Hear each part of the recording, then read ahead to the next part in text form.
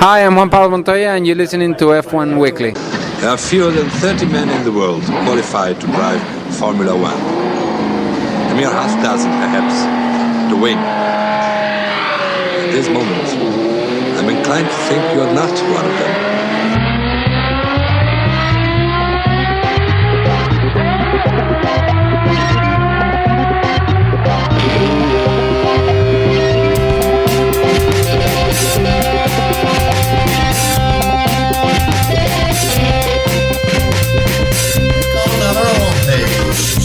No, you want to. Keep up the good work, Stephen, and there you have it. There you go. Hello, this is Desiree for F1weekly.com. I'm your in-depth correspondent. Let's go with the qualifying, Steve. Welcome to F1weekly.com. My name is Clark Rogers. I'm the host of the program. I'll be joined by Nasser Hamid, my co-host. This is podcast number 826, March 30th, 2020. Nasser? Thank you, sir. I say welcome to the Solzhenitsyn era, days of isolation, and as you like to say, no ration. What else is new in the California gulag? On today's program, Lando Norris shaves his head. Timmy Hill said he had to make the move. We have a new feature this week, and it starts with Gary Sloan on F1 current affairs. And our next interview blast from the past this week is none other than Johnny Herbert. And this was from podcast number 105 in 2006, I believe. And real quickly, I need to remind you folks that we need your contributions. Keep this program on the air. Just click on the Support F1 Weekly tab on the front page. Anyone who donates $100 or more will receive an F1 Weekly coffee cup and sticker. Nash, welcome to the studio. How are you? I am doing good, sir. Thank you. We now have stay-at-home instructions from the man in Tampa, Florida also. What can you do but just watch motor racing on YouTube and Formula One website, which I must say I'm enjoying very much. How are things on the left coast? The left coast is wonderful. We're getting a little bit of rain, a little bit of springtime weather. We are hunkering down, as they say, shelter in place at the Palatial Studios. But for me, I go to work every day, as most people. Well, you know, the flights to California from Florida, you can fly on wonderful Spirit Airlines for less than $100. So I was going to show up at San Jose Airport sometime soon, but then I was talked out of traveling anytime soon. And now with this quarantine here, or whatever they want to call it, I'm back home in Tampa for a while, and we'll see how it works out.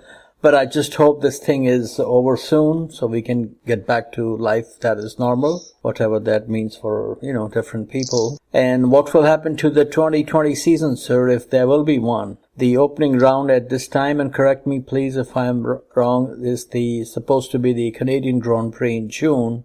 The organizers are facing an April 12th deadline to make a decision, and the French Grand Prix is also set for June. The way things are going, looks like the 2020 season may start where it all started back in 1950, Silverstone. There is already talk of 2020 season ending in 2021. Not a bad idea, but who can guarantee the start date? I think and very much hope the 2020 season starts this year, and if it rolls into 2021, maybe we can have 2 one-hour Grand Prix races, one for 2020 and one for the 2021 season. Your thoughts on rescheduling the calendar?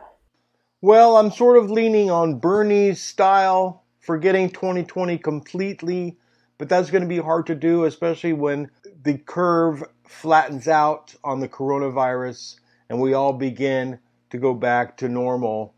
We will need to have racing, and I think around June seems to be the promised land. I hope so, but I have a feeling that it may drag on a little bit more. But I'm very confident that we will have some racings. Even if we start in November, I'm sure they can cram at least 7 races this year and then carry forward some in January, February, March. So we will see how it works out. I will not be surprised if a few races become a permanent victim of this virus and never come back on the schedule. And talking of rescheduling, I'm sure you already know, back home again in Indiana won't be till August, so the Indy 500 has also been postponed, which is of course a smart decision. And Roger Penske has decreed that all the executives must take big pay cuts, but the show will go on once it can go on. Any sign of any sporting activities in California anytime soon? Not that I know of. Everything seems to be getting canceled from Sears Point to Laguna Seca. Yeah. Any more update on the Laguna Seca change of ownership? No, the new management team is in charge. I guess they got dealt a crappy deck of cards with this coronavirus thing. But right now, all they have to do is put out press releases. But they seem to be managing quite well. Okay, that's good. Now we come to new deal. As you know, several high-profile contracts are over at the end of the 2020 season. They include your favorite, Lewis Hamilton, everybody's favorite, Daniel Ricciardo, and Sebastian Vettel favorite, Sebastian Vettel himself. I don't see Lewis going anywhere, as he likes to remind. Mercedes has been supporting him since his karting days, which is true, and all his race and championship wins have been powered by Mercedes. Why leave a winning combination and proven formula, I should say, for Helter Skelter at the Scuderia? You know, there have been rumors floating around that Toto Wolff will go to Aston Martin, Racing Point, Aston Martin, because he did not attend an important meeting and he was seen with Lawrence Stroll. Whether that happens or not, I don't think Lewis Hamilton is leaving Mercedes. What say you?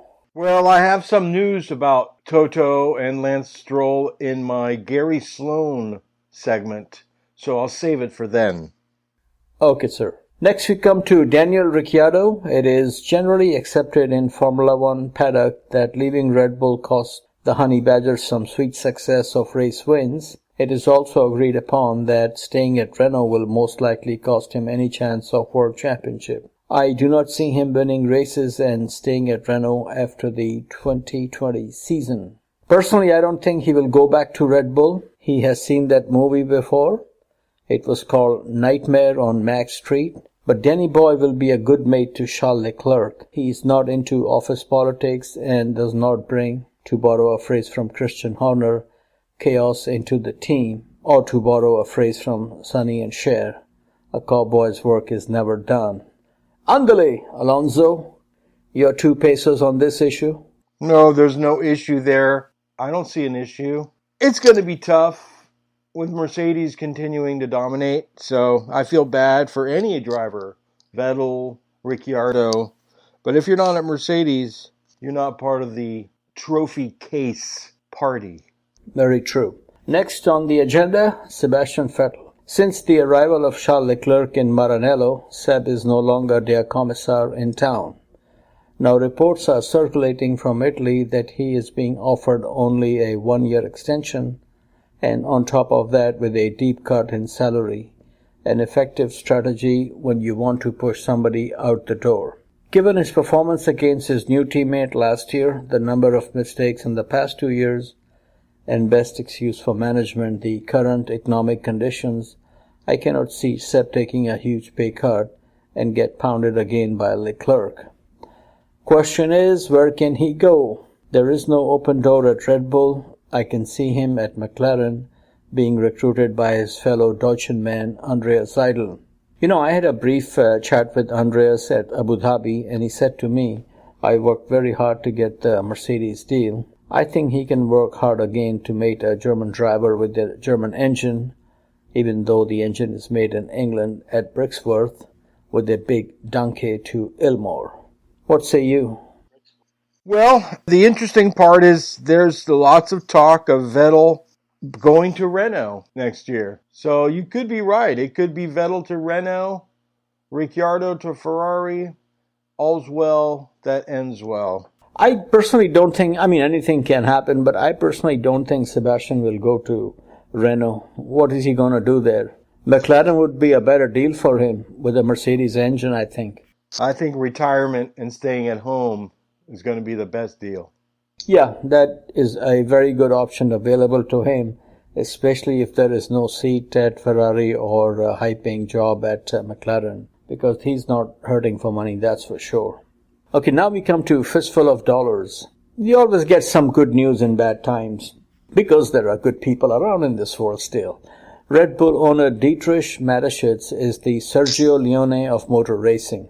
While his private eye, Dr. Helmut Marko, lamented, if five races are cancelled, $100 million will be lost by all the teams. Dietrich declared that all staff members at the Red Bull Ring will be paid in full during the corona pandemic.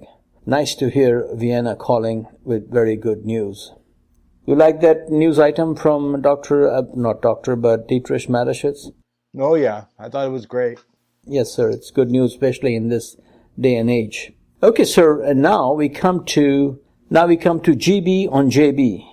Gerhard Berger, the man who gave Benetton their first and last Grand Prix win, and also won races for Ferrari and McLaren, is today the boss man at ITR, the organizers of DTM, the German Touring Car Championship. He was trying to get Jenson Button to race in the series this season.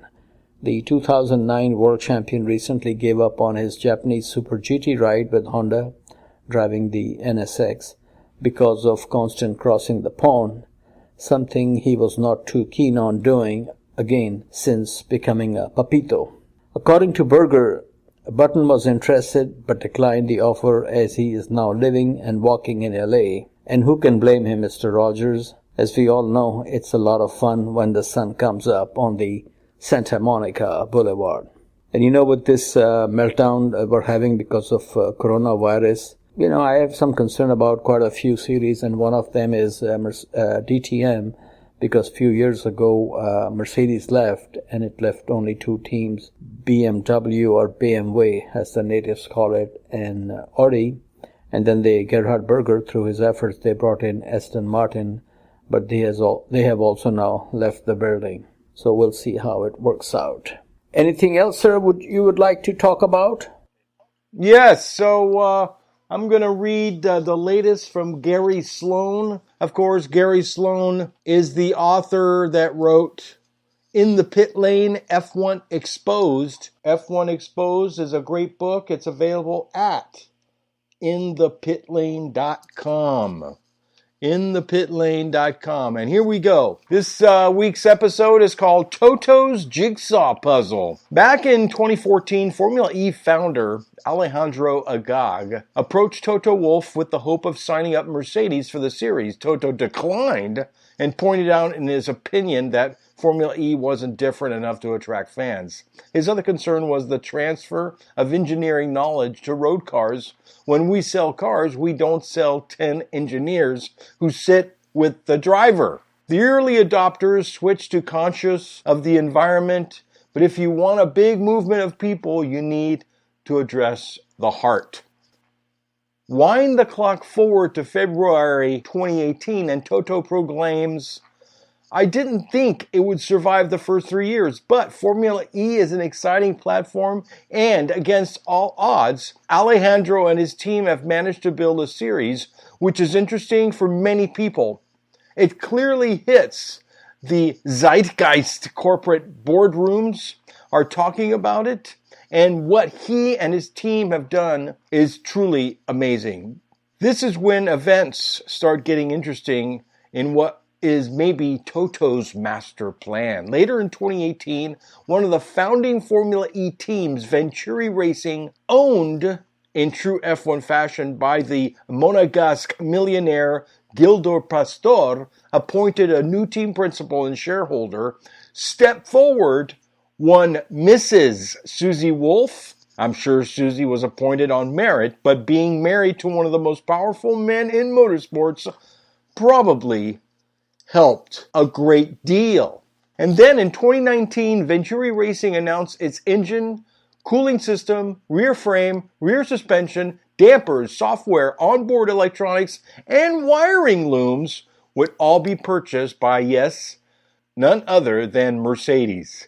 Simultaneously, Mercedes decided to join Formula E in 2020.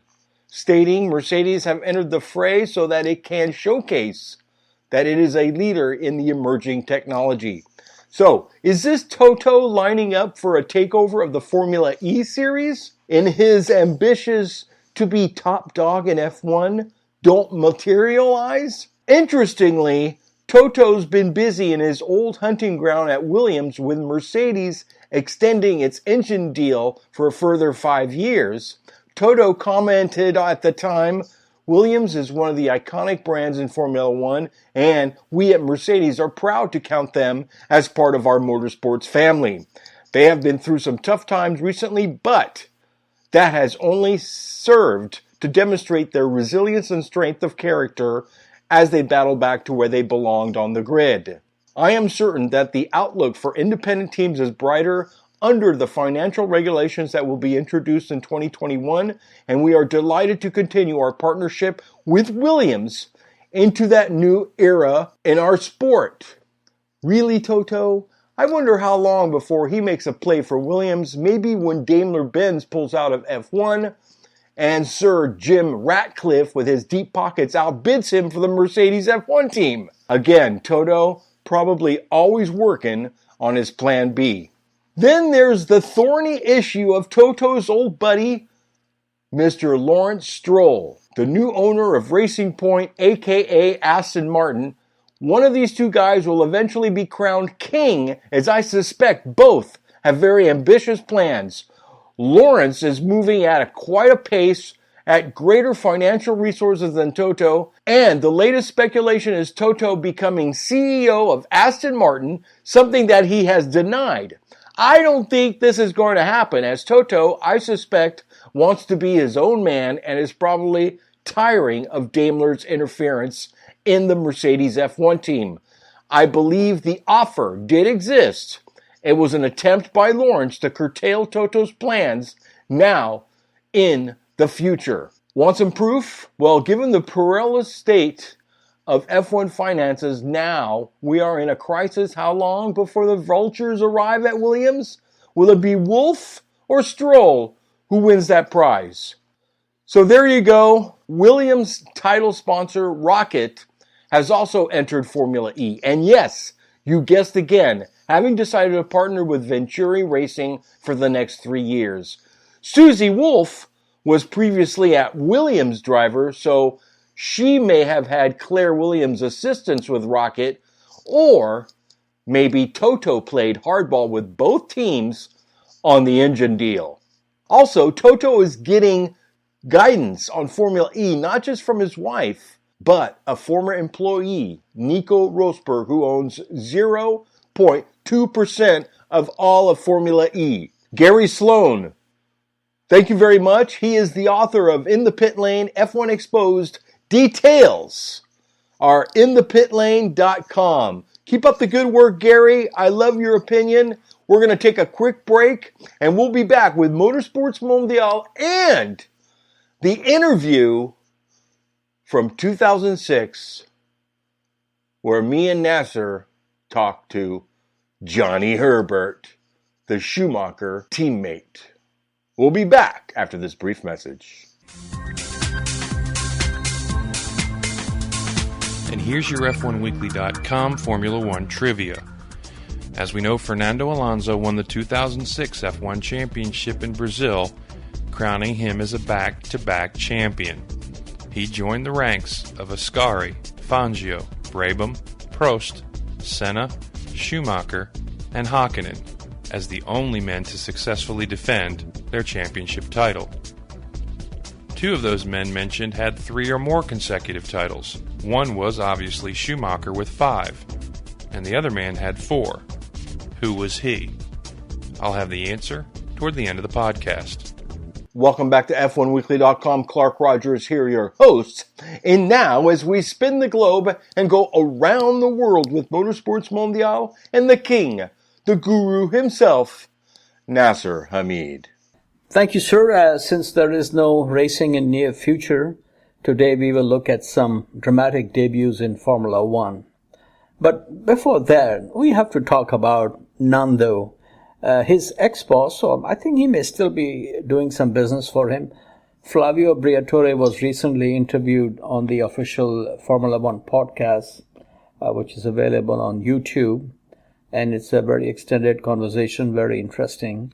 And of course, there is this question, who let the dog out? According to Senor Briatore, he warned Fernando Alonso against going to McLaren in 2007 because he believed Lewis Hamilton was in the pocket of team boss Ron Dennis. Nando was aware of the reservations, but felt that his speed would be enough to overcome any potential politics. Remember the famous 6/10? Briatore has no doubt that the two-time world champion from 2005 and 2006 can again succeed if he is given a top seat in 2021. According to, and I agree with him, according to Briatore, Alonso is a Rottweiler, 100%. The thing is, he may be a Rottweiler, but his teammate in 2007 was no Chihuahua. But I don't think Nando is coming back to Formula One anytime soon, especially with this Corona thing going on. You have any hope of him coming back, sir? No, nobody's coming back, but it's interesting how Flavio is spilling the beans. Yes, and that's what happens after parties go separate ways. Okay, sir, now we come to our feature of the day. Dramatic debuts. Throughout the history of Formula One, many drivers and teams have come on the scene on the Clint Eastwood program, Sudden Impact. We shall start with Lucky Punk, just the phrase no disrespect meant. Giancarlo Baghetti, of course Italian, he had quite a start to his Grand Prix career. Back in the days when there were non-championship races, he won the first two events he entered. Then came the real test, his Formula One championship debut in the 1966 French Grand Prix at Reims, the street circuit famous for its long straights. Dan Gurney in his Porsche had the race won as they started the final long sprint to the checkered flag. Baghetti in his Ferrari took full advantage of the slipstream and at the last moment pulled out a miracle, a feat not duplicated ever since. Amazingly, the driver who won his first 3 Formula One races never won again. A true one-hit wonder. Now we come to Ricardo Rodriguez. Monza 1961. Ricardo became the youngest F1 driver and amazingly qualified on the front row. He retired while running third. His brother Pedro would go on to become Mexico's first and so far the only Grand Prix winner. Now we come to driver number 3, Commendatore Mario Andretti. He appears on this list twice. Such was the magic of Super Mario. He was Rookie of Year at Indy in his first appearance at the Brickyard and won the IndyCar Championship in same fashion, both in 1965. His F1 career also started at the top. The man from Nazareth, PA, put his Lotus on pole at Watkins Glen in 1968. Then comes Carlos Reutemann. He was Mario's teammate at Lotus in 1979, which was a complete disaster for the team. Reutemann also grabbed pole in his first F1 appearance on home soil, Argentina 1992. Lole, as he was called, never won his home Grand Prix but found success in neighboring Brazil 3 times. Next, Gilles Villeneuve, impressed by his speed during a Formula Atlantic race at Trois-Rivières in Canada, James Hunt told his McLaren boss Teddy Mayer to look at this crazy Canadian. And there he was on the grid for the 1977 British Grand Prix in a third McLaren, out-qualifying the team regular number 2, Jochen Mass. By next race, Gilles was driving for Enzo. And sir, this race took place when I was in college, and I remember this event very well because there was such a uproar about some guy coming. Nobody had heard of him in the Formula One circle. I, of course, had never heard of Gilles Villeneuve, but it was quite a shock for some totally unknown to come and out-qualify team's number regular 2. Very, very impressive. Now we come to man of the day, Johnny Herbert. Pretty boy Floyd broke his legs at Brands Hatch during a Formula 3000 race in 1988.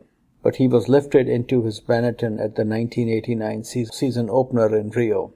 And Johnny came good, finishing 4th in his first F1 race. Good to see him these days in F1 paddock as a TV pundit, and he is as friendly as he was when we first met him at Laguna Seca many years ago. Now we come to Jacques Villeneuve. He pulled a Mario and Reutemann, out-qualifying his experienced teammate Damon Hill to grab pole for his Grand Prix debut, which was in the Australian Grand Prix many moons ago.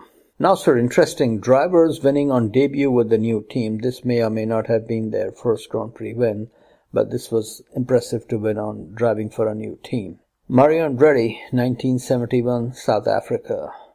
R. Nige, 1989, Rio de Janeiro. Kimi Raikkonen, 2007, Albert Park. Your man, your Dios, Fernando Alonso, 2010, Bahrain. All of the above were first outings for these drivers with Ferrari. Back in 1977, season opener in Buenos Aires, Jody Scheckter gave Walter Wolff victory on debut of his team for the Canadian Oilman. And let's not forget, Adrian Reynard has promised debut victory of his design for BAR in the hands of Jacques Villeneuve in Australia. We all know how that ended. Now we come to last man standing and going very, very far, hopefully, Max Verstappen. There are times when experienced drivers take half a season, I'm not taking any names, to find the brake pedal. Max took the first opportunity at Red Bull and grabbed both horns and his first win at Barcelona after the Silver Arrows shot each other down on the opening lap. Max displays Seb as the youngest Grand Prix winner at the ripe old age of 18. It may have been a lucky win, but he held off Kimi in a Ferrari, an impressive display of speed, calm and cool. What say you, sir? I'm sorry, I forgot to mention a very, very important first-time winner.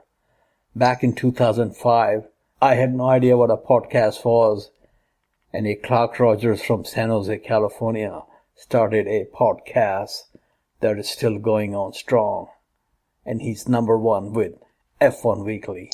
So congratulations, sir. We have been going strong for 15 years, and we will continue. Corona or no Corona. Outstanding Motorsports Mondial, and now we're going to go into this Johnny Herbert interview. It was a great interview. I remember we saw Johnny. We had to run after him. I had to catch my breath. But in the end, it was a lot of laughs because he's a pretty funny guy, as you see on television, from podcast 105. And I'm also allowing for some emails that we read from that time period. I thought we'd just go ahead and let that whole show roll with some quizzes and some trivia. So everybody enjoy this interview and the extra stuff, because really we have nothing else to do while we shelter in place, Nasser. That is correct, sir. And hopefully, this too shall pass. And then we will go to different racetracks and do some more interviews and be happy. And also, sir, I would like to take this opportunity to say hello to all our familiar members here, US, Canada, everywhere. And I just hope everybody is doing well and, staying safe. All the best to everybody. Now, an interview with Johnny Herbert. Welcome to F1weekly.com. What brings you to Laguna Seca? Withdrawal symptoms. I'm trying to see if there's anything for a bit of driving next year. So far it's looking okay, but we'll have to see if we can get the deal together. Wow, so you're trying to get back into driving? Yeah, I think so. Well, I think I've still got a few years left in the old body yet, and the LMS has always been a great series, and yeah, it'd be good to get some racing under my belt back in for 2007. How did the 2006 season go with you and MF1? Was that a productive role for you? Yeah, no, it was a different role for me. I was sort of mainly there just to be sort of the happy face of the team, and I think it worked very well. The original time when I joined in Hungary in 2006, and it's sort of actually, to be honest, it got better. We got the media more on our side. The performances got a lot better this year. We got into a point where we started 2007 with no chance of even getting into the second round of qualifying, and then we got better and stronger, and they started getting into the second round better, and a couple of times the races were very good. So at the end of the day, I think the performances have gone up. And I think it's in a good position for the future, obviously, with Spiker now. That's true. What teams are you looking at to get a drive with? Well, I'm looking at a couple of prototypes and a couple of GT ones as well, because I think there's some interest in the way that the both of those sides are going with competitiveness. and at the moment it's looking good. Any plans on getting involved in Formula One, maybe next season at all? Yeah, maybe. Well, I spoke to Michael Mole from Spiker probably about 3-4 weeks ago, always just before China, and just before I came here to Laguna, I got a message about giving them a call about trying to meet up in sometime in November. So at the moment, yes, there may be a chance. Got a few ideas. May I ask a question? Yeah. Johnny, I remember, correct me if I'm wrong, you scored a point in your very first Grand Prix in Brazil. Yeah. And prior to that, you had a big accident. Yeah. How was the recovery from that big accident and getting into Formula One? Can you tell us something about those days? Well, the accident was in a Formula 3000, which is like GP2 now, and it was an accident at Brands Hatch. Unfortunately, there was this what I would class as a nutcase driver who took me off, and it basically just ripped off the whole front of the car, and my ankles got pretty badly damaged. And when I did my first race, I think that was in August 23rd or something like that, and then I did my first, I think, steps back and walking. I think it was over the latter point of November, early part of December. Then I drove a Formula One car for the first time in early part of December. The first race in Rio de Janeiro in Brazil was the end of February, I think it was in those days. And I had to more or less be carried to the car and sort of slotted in. And yeah, to finish fourth in my first Grand Prix was I think it sort of shocked the whole of the establishment because it wasn't expected.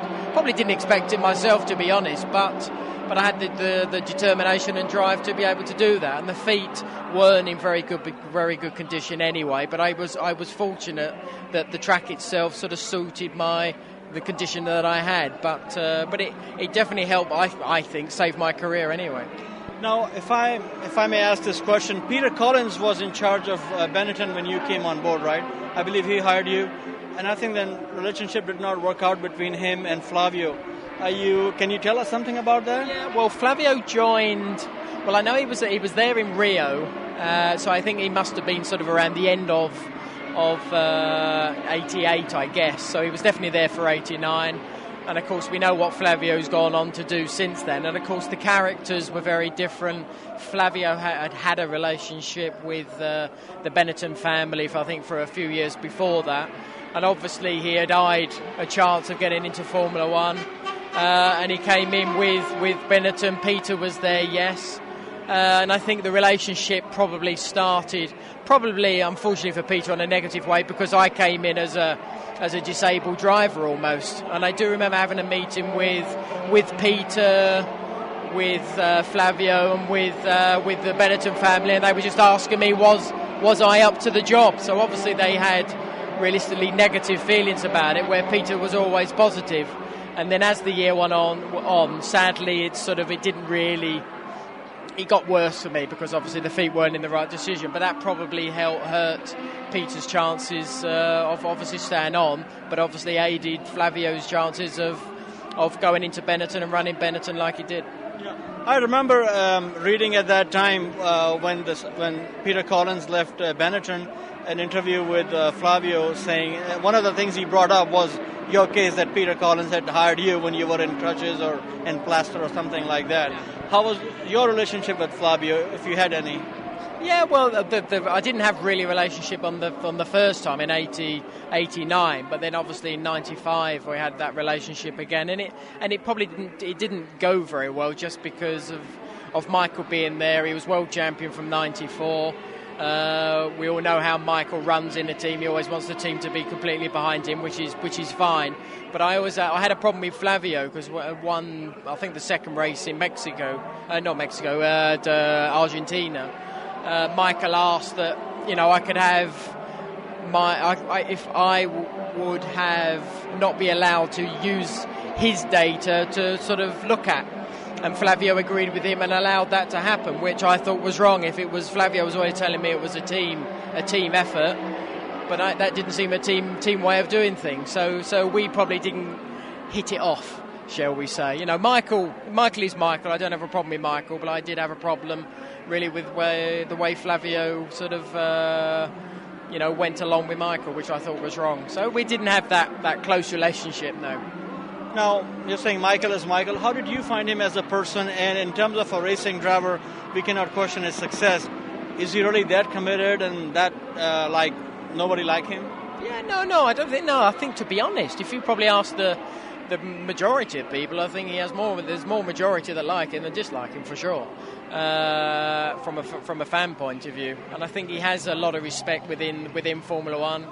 I think he's also lost a bit of respect because of certain things that he has done. Well, I know with Damon, maybe with Jacques, and the parking he tried to do in Monaco this year, and it's something that it just tarnishes that reputation. But I think it doesn't tarnish it in a way that realistically sort of actually overshadows everything that he has been able to achieve.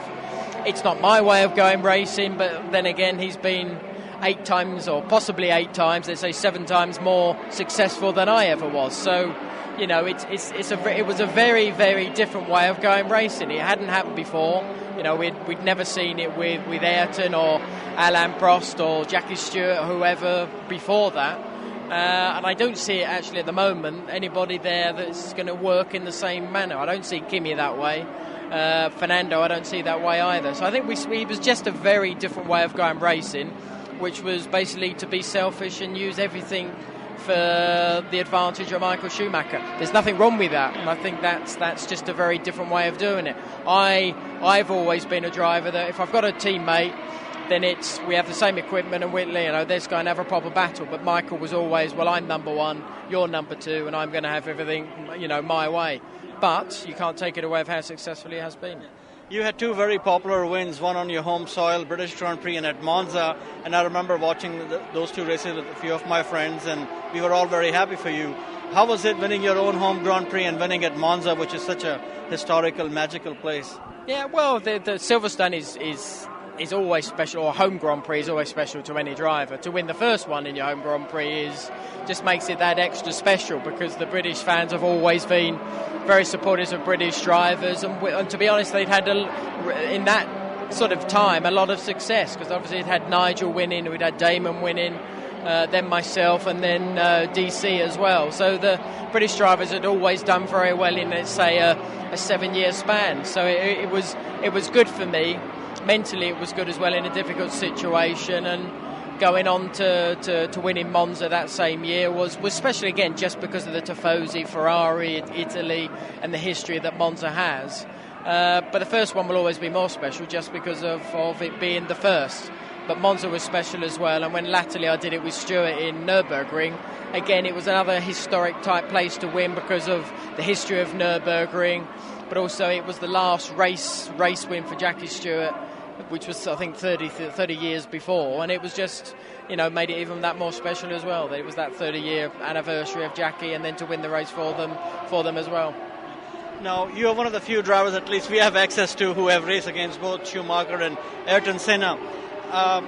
Did you get to know Ayrton Senna a little bit personally, or what are your memories of Ayrton Senna? Yeah, well, Ayrton was a different cookie. He was something, everyone sort of looked upon Ayrton as being someone who wasn't friendly, but it was just his total focus on the job in hand to be the way it was, which he planned his press days, which latterly probably was exactly what Michael did, and you probably have to do it that way, to be honest. And I think because he did that, he gave his full physical emotion to driving a full Formula One car as quick as he could, and he always had a good teammate. He always had a battle with a teammate that was given the equal equipment, which obviously then made his job more difficult because he had to try and get the better car. But he'd also, and I know with Alain especially, that he would, if Alain was going good that weekend, he'd always try and stay behind to try and wean out a little bit of information from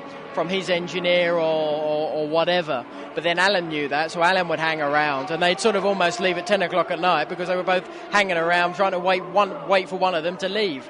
And Ayrton was, he was a nice guy, he was a good guy. We didn't have a close relationship, but we had a small relationship at races, and he was always very friendly and very, very nice to me. And I think generally he was very, very popular and very liked. He's still very popular today even. So yeah, they were different, if you're comparing him with Michael. But then you can also say Mika Häkkinen was different than Ayrton, was different than Michael. But latterly you can always say, well, Mika was someone with Ron Dennis that gave him a team, where Michael got a team, and that made it very different. But if you look at the results, Mika did a very, very good job at McLaren and got that team given to him, and he achieved 2 world championships. But Michael did it the other way around.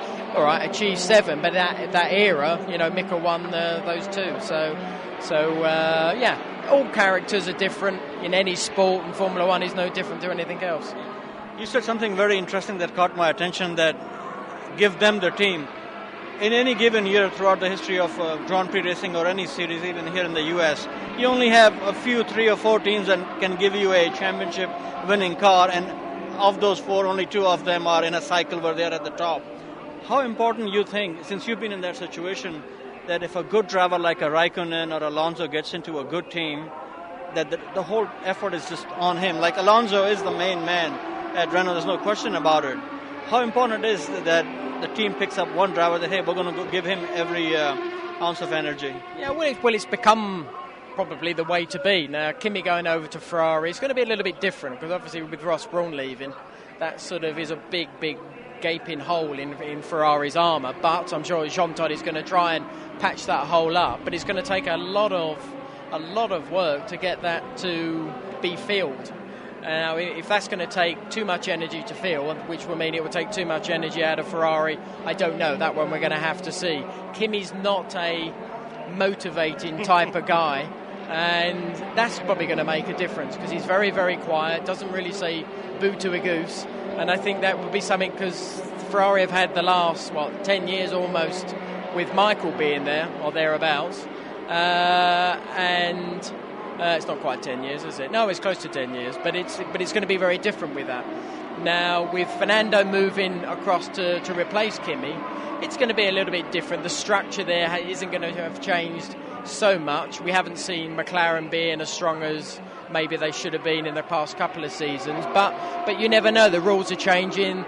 Everybody's moving, or not everybody, but McLaren are moving over from Michelin's to Bridgestone, and you never know. It could be a situation where they have Bridgestones on the car and they find a second and a half just because the car suits Bridgestone tyres. So we still have that to see at the moment. And yeah, there's going to be a tiny bit of development from other teams, but I think it's going to be really down to the guys that, one, they suit the tyres, the chassis suits the tyres, and if it's in the right car with the right driver, then obviously that's going to be the stronger team to be successful next year. But there's a long way to go in that side of it. We still haven't seen what Bridgestone can produce as far as tyres. They're going to be hard compounds, because they're not going to be given that much grip. But as I said, I think the direction as it is today, you would say is positive for Ferrari, because they've develop the car in the way they want it to be with the tyre, and the tyre, I'm sure, will follow that route that they've got at the moment, but it will have a very different compound and be a slick tyre at the same time, so that will make it different at the same time. But I think that's what will make it interesting next year. Yeah, Kimi is a very interesting character. He's very quick. He's interesting. Yeah, but the interesting part is that he's always going for the pole, either at the track or at the bar. Quite a party animal. Sorry, Ron. Yeah, sorry, Ron. No problem. Question: how do you look at Montoya leaving Formula One and coming to NASCAR?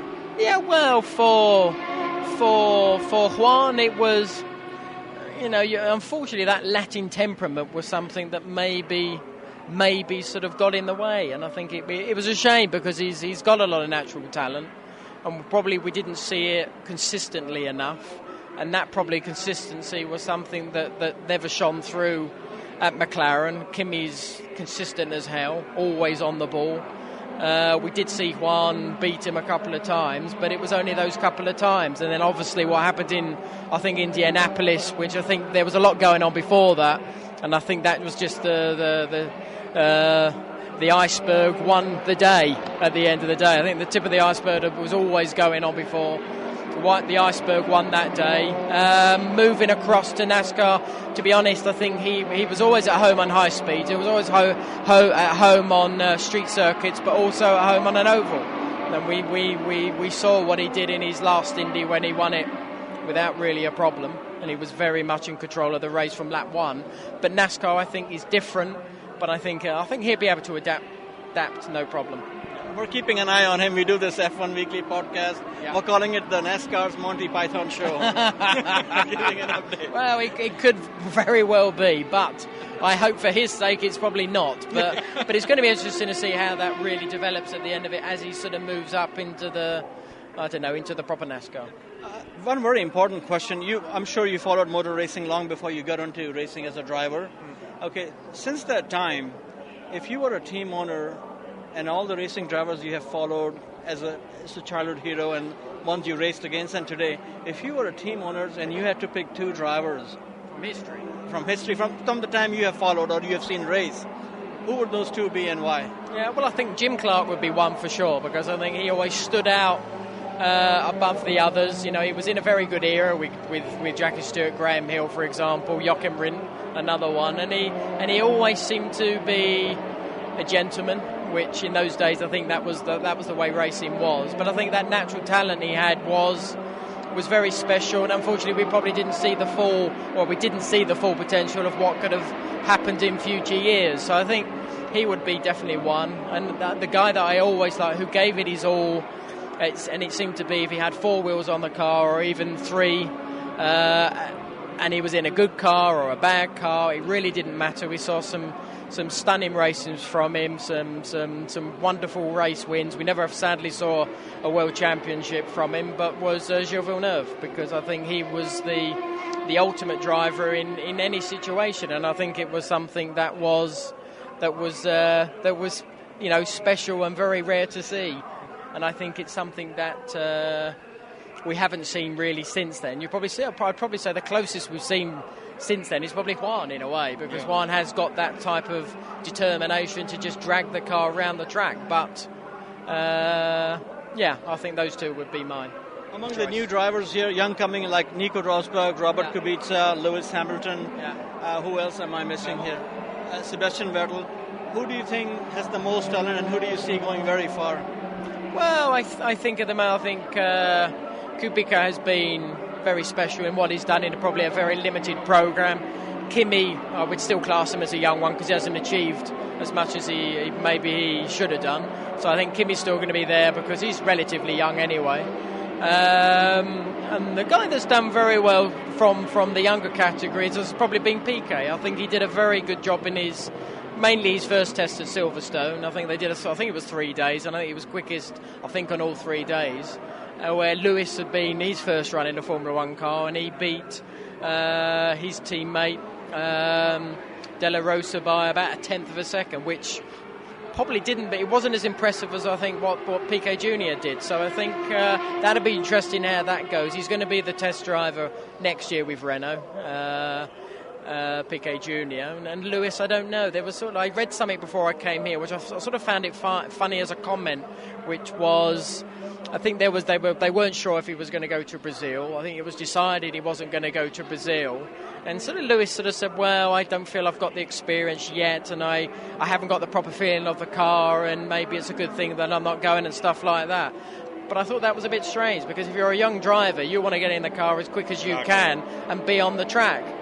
And I know the testing hasn't gone, I wouldn't say smoothly for him, but he hasn't gone in there and been dominating the teammate who's been at that test. I found it a strange comment to make. And I know, you've unfortunately in this day and age, you've got to get in the car and do the job, and you've got to do it straight away. And that hasn't happened yet for Lewis. Now, I don't know all the situation of what fuel he's been running or what he's been doing, but if you are a young driver trying to impress people, you need to be in a position to say, right, well, come on, right, I want low fuel and give me a go. I'm sure that's what Piquet Jr. did, I would have thought. They're going to give him a run like that. So I don't know. We're going to have to watch that and see what actually happens.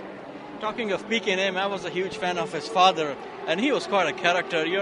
How do you remember Nelson Piquet? Well, my very first, no, it wasn't my first, my test I did, unfortunately it was a week before the accident I had at Brands Hatch, but it was for Lotus in Monza, and that was when Nelson was there with Nakajima, and Lotus asked me to do the test, because in those days I was sort of the young gun coming through and everybody wanted me. I don't know what happened to all that one, but that was the time. There was a time when that was the way. I remember those and I remember. So do I. It was a while ago, sadly, but there you go. And I turned up, and And I think Nakajima was testing the car. Yeah, I think Nakajima was in the car. And I was just, after the test had finished, I was just wandering around the car. And Nelson had just turned up, and he was at the back, on the back wing. And as I was sort of walking around to the car, I hadn't met him before, and as I walked around the back of the car, in typical Nelson fashion, he just sort of stood out and sort of said, "Who are you?" So being me, I sort of went, "And who are you?" So I got him back, and he was just, yes, he was he's still a big character to this day, and that was what was nice about Nelson. He could jump in the car, have some fun, but also switch off and be a damn quick Formula One driver at the same time. You know, to be 3 times world champion takes a lot of guts and determination, but he was fun with it at the same time. So, you know, there were little things where he always said about Ayrton was gay, and he went on and on, but that was his mental game, and that was, you know, he was probably an early one of the mental side of it, but as a driver, yeah, you've no, you know, you can't take away what he achieved, but in a fun way.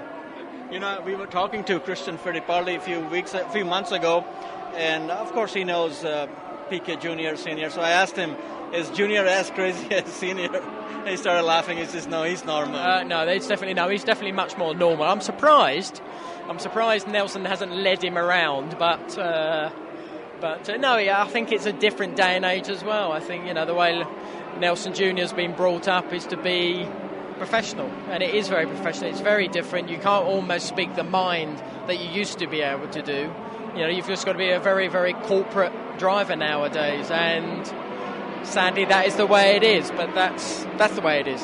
You know what he did with Barrichello when he was still with Ferrari, and Nelson Piquet found out he had signed for Honda. He tells the press, and he tells them, "Oh, I still have contacts at Honda, and you can take it to the bank. It's done deal." That's Nelson Piquet for you. Yeah. Good old Nelson. Yeah. In the championship, who are you rooting for, Alonso or Michael? Well, again, I've always got one of these things that there are certain things Michael's done this year, Monaco being probably the major one, and it's just silly things like that just tarnish it, and it's sort of, you know he doesn't need to do it. Or everybody knows he doesn't need to do it, but then when he does do it, it just ruins it. And everything that went on with that mass damper thing that we had with Renault, and ever since they took that off the car, they haven't been as competitive as they were before. And I think that was something that they ran the thing, and then it was taken off, and it was like, well, why was you allowed to run it in the first place? But anyway, that was that. And then obviously, as things went down the line, Michael was edging back, which was fantastic for Formula One anyway. And then when Fernando had his engine failure in Monza, it was like a big blow to obviously Fernando and everything else. And then as things go, strange things happen, and it sort of went the other way with Michael in Japan. So it's quite strange how those things come back. And I think what I would like to see, I'd like two things. I'd like to see two things, and then sadly I'm not going to see one of them. And one of them would be, yes, it'd be fantastic to see Michael do an 8th. And retire as world champion, which I think is fantastic. If he doesn't win it, then he's still winning at the top. He's retiring at the top, finishing second. But Fernando, I'd like to win as well, because I think it's been a damn difficult season. There's been a couple of things that haven't gone his way. The mass damper being one of those. The engine failure, okay, now that's sort of 1-1, so that's okay. And then we saw what happened in Monaco, which was to try and ruin it for him. Michael got the penalty. Everyone saw that from the FIA, and that was decided. He went and started at the back of the grid, did a storming drive. But I think I'd like to see Fernando, yes. I'd like Fernando win it. Thanks for talking to F1 Weekly. We really appreciate it, Johnny. No problem. I'm tired. Thank you so much for your time. Did you know that in 1970, Sir Jack Brabham of Australia led the Monaco Grand Prix going into the final lap? But Austrian driver Jochen Rindt was the winner. What happened? And did you know Sir Stirling Moss won the final race of the 1958 season, but still missed out on becoming the first Englishman to win the world title? In that same year, what supporting role did American Phil Hill play in the Casablanca race to Moss's misery? To get the answers to these Formula One questions, order a copy of the Dynamic Duels 2007 calendar now. Please visit the merchandise page at www.f1weekly.com to own your piece of F1 history. And here's your F1weekly.com trivia answer. Juan Manuel Fangio earned 4 consecutive championship crowns from 1954 to 57. The Argentinian further made this spectacle special by doing it with 3 different teams in 4 different stints. Maserati Mercedes in 54, Mercedes-Benz in 55, Lancia and Ferrari in 1956, and back with Maserati in 1957. Incidentally, his first title was back in 51 with yet another team, Alfa Romeo. So there's your trivia answer.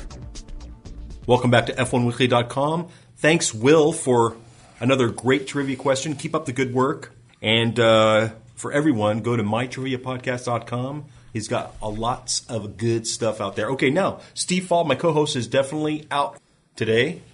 And while he's prancing in Florida, we're going to share the email burden with Nasser.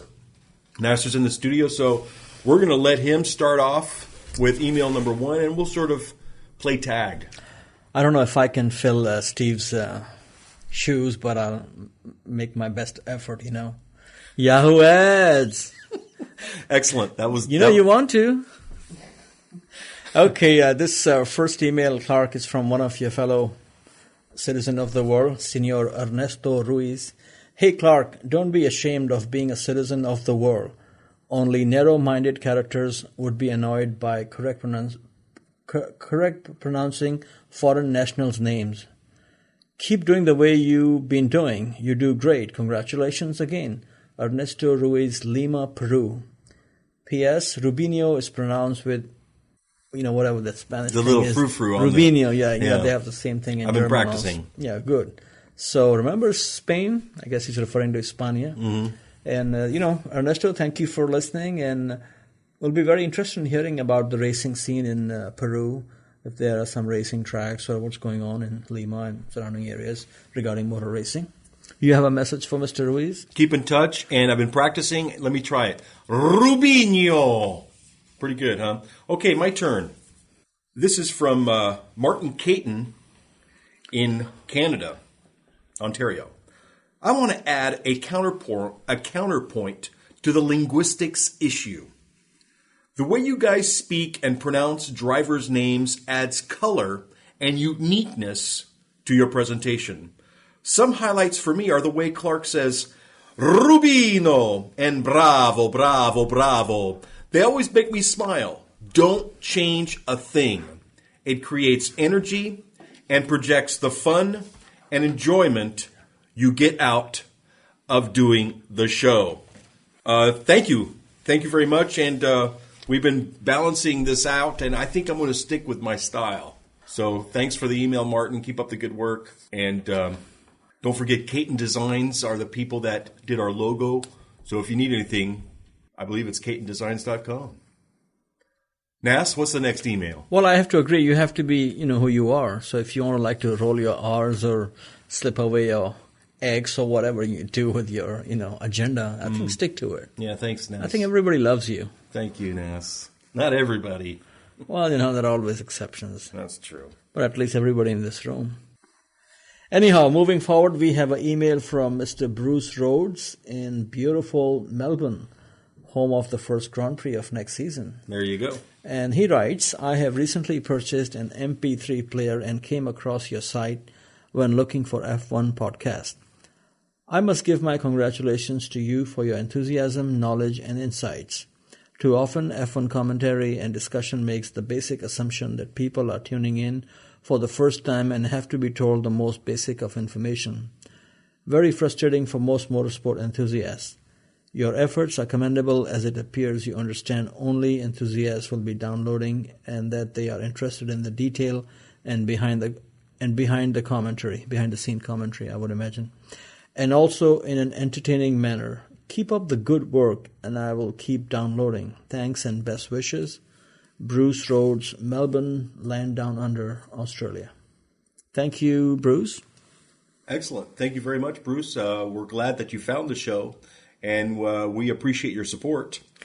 I note with interest something that he wrote here that, people assume that they have to repeat the basic thing, like Michael Schumacher is from Germany. And that is the single most frustrating thing that I experience when I watch motor racing on American TV. And when I say motor racing, I'm not talking about NASCAR. I mean, have you ever watched Indy 500 or when CBS or ABC does the coverage, 10-hour tape delay. It's just like basic, German driver Michael Schumacher, who's driving for the Italian Ferrari team. Yeah, it's just like, please. The Italian Ferrari team. Why don't you go to a baseball park and have a hot dog and let me watch the race on some other channel, Exactly. So you feel Bruce's pain. Yes. Excellent. Okay, I have a email from Toby James. Doesn't say where he's from, but I'll figure it out somehow. Clark, while I'm sure Michael Schumacher and Ferrari didn't appreciate the timing, karma caught up with them in Brazil, just in time to rain on his retirement parade. I think it is just desserts for the shameful incidents Michael and Ferrari have pulled off over the years. And while I know Ferrari and Schumacher fans will get over it eventually, for those such as myself, who've long been angered by the FIA favoritism of Ferrari and Michael, this is a karmactic moment that we will remember forever. Bravo, bravo, bravo. P.S. I've watched the Q3 lap of Michael again and again on TiVo with John Lennon's Instant Karma playing in the background. A fitting soundtrack to the event. Thank you, Toby. I'm glad you relished in that moment. There's a little bit out there for everybody. And thanks for the email. And keep listening to F1weekly.com. We're going to keep it up. Okay, here's another email. Per your query on the frequency of podcasts in the off-season, this is from Ross. My vote is twice a week. Though I understand this is a significant time commitment for you and all, I have been preparing myself for the off-season and the F1 Weekly withdrawal symptoms. Your accent, pronunciation, don't change a thing. I think it is fantastico. But hey, I'm an Australian, so who am I to talk about accents? I have tried a number of alternative podcasts, and yours leaves them dead with a mixture of serious information and fun. The new forum functionality is also great and much better than the old one. Anyway, keep up the good work. Sorry, couldn't resist. Regards, Ross. He's Koala on the forum. Keep up the good work, Ross. Appreciate it. Enjoy that wonderful Australian summer. Here we go. This is from Buscabuyas. Though this is my first email, I must say that I enjoyed your podcast most of the season. As long as there are new twice a week, that would be working for me. So people like twice a week, every 2 weeks. Here's another email from Randy. Don't Americanize your pronunciations. I love to hear the correct European pronunciations. We aren't all rednecks. I mean, I may look like it, but I don't have some learning. Oh, I do have some learning. Excuse me. F1 is European, and you add the European flavor to all your podcasts. Don't cave in, Clark. Thanks for the best racing podcast on the face of the internet. And last but not least, hey, F1 Weekly. I love your show and listen to every podcast, even going back to listening to many of the shows I missed before I found you on iTunes. Keep up the good work. I just wanted to say after listening to your last show after the Brazilian Grand Prix that this race almost couldn't have been scripted better for everyone. Considering all the possible outcomes and all the different ways it could have gone, think about it. Everyone got what they wanted. Philippe got a win at his home Grand Prix, proving that he is a legitimate hope for the future. Fernando winning the championship, a respectable second place, and demonstrating that he is the champion with an outstanding drive. Michael even got to look good. Winning the championship would have been simply meant that he would have won the race and Fernando did not score a point. So, it would have been somewhat of a hollow victory. But he got to prove why he is thought as the greatest F1 driver ever. He made a spectacular, thrilling drive to confirm that he is going out on top. For me, it was by far the most thrilling race of the year. Keep the podcasts coming. They're all great. My vote is for 2 podcasts a week after the season ends. If some people don't want 2, then freaking don't listen to 2. Your shows are great. More is better than less. Thanks, Dan Middleberg of Auburn, Washington. Thanks, Dan. And I think we'll probably go with 2 a week, depending on the holidays. Sometimes, we have some personal, and I think Nasser wants to chime in on this. Well, looks like, you have to give people what they want, and it looks like 2 is what they're looking for. So maybe we can do something like 1 on more current affairs and all the news that are coming. Most of it is rumor mill anyway. And then the other we can do is more of a historical. We'll be doing more interviews, sort of a throwback on the season and stuff like that. Exactly. That's excellent ideas. And we do have a lot of interviews in the can that we'll be putting out there. You're going to love this stuff. Just great stuff that we still haven't had a chance to put out. And you might want to mention some of the names, that we are putting on. Alan Sir Sr. is there, Johnny Rutherford, Francois Castaigne. I can't wait for this interview to come out because this is the pièce de résistance. This is, say that again, please? The pièce de résistance. Whatever that means. He's a gentleman who brought Renault into Formula One racing back in the 70s with a turbocharged engine. So it was just a fantastic conversation with him. We even have super attractive drivers like Milka Duno. Absolutely. Huh.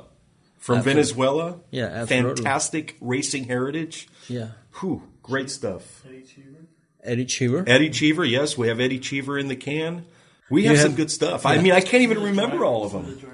Yeah, and what I really liked about it, talking to Eddie Cheever, even though we had brief time with him, is when we asked him and his response to how was the cultural difference driving for a French team, British team, Italian team? And the answer was so predictable. It was. Talk about stereotyping. Yes, but it's another great interview. Absolutely. We have some really, really good stuff out there.